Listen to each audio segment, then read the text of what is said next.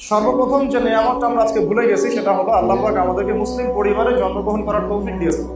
এতটুকু চেতনা যদি আমাদের থাকতো, আমাদের মধ্যে কেউ বেনামাজি থাকতে পারতো না, আল্লাহকে সেজদা না করে সে দিন রাত পার করতে পারতো না, পশ্চিমকালেও তার পরিবারের মধ্যে বেপরদামি থাকতো না, বাহিরের সংস্কৃতির অনুসরণ থাকতো না, তার অর্থ ব্যবস্থার মধ্যে সুদ থাকতেই পারতো না, সুদের কোনো স্থানই থাকতো না যদি তার চেতনা থাকতো আমি একজন মুসলিম। তার রাজনীতির মধ্যে বিজাতীয় কোনো দর্শন থাকতে পারতো না, সেদিকে মসজিদে সেজদাও করতো, বাইরে গিয়ে পশ্চিমা দর্শন ফলো করতো, এমনটা হতো না। সে আল্লাহ পাকের জমিন আল্লাহর খলিফা হওয়ার চেষ্টা করতো, আল্লাহর জমিনে আল্লাহর খলিফা হওয়ার চেষ্টা করতো, কারণ এই উদ্দেশ্যে আমাদেরকে সৃষ্টি করা হয়েছে। স্মরণ করেন সূরা বাকারার শুরুর দিকে পড়েছেন রমজান মাসে, ওয়াইয ক্বালা রাব্বুকা লিল মালায়েকা ইন্নী জাইলুন ফিল আরদি খলিফা। স্মরণ করুন হে নবী সেই সময়ের কথা যখন আমি আল্লাহ ফেরেশতাদেরকে বলেছিলাম যে আমি দুনিয়াতে আমার খলিফা পাঠাতে চাই।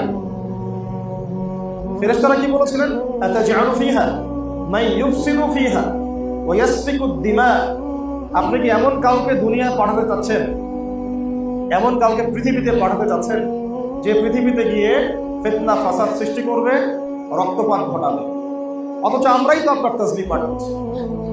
আল্লাহ পাক বললেন ইন্নী আ'লামু মা লা তা'লামুন, আমি যা জানি তোমরা তা জানো না। এখানে সৃষ্টির উদ্দেশ্য পাচ্ছি, আমাদেরকে কেন সৃষ্টি করা হয়েছে? কে আল্লাহর খলিফা? আমাদেরকে সৃষ্টি করা হয়েছে আল্লাহর খলিফা হিসেবে। প্রত্যেক নবী আল্লাহর খলিফা ছিলেন, প্রত্যেক রাসূল আল্লাহর খলিফা ছিলেন, প্রত্যেক ইমাম আল্লাহর খলিফা ছিলেন, এমনকি আমরাও আল্লাহ পাকের খলিফা।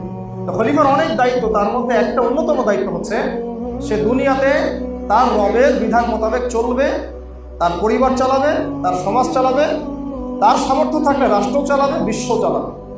এটা একটা খলিফার কাজ।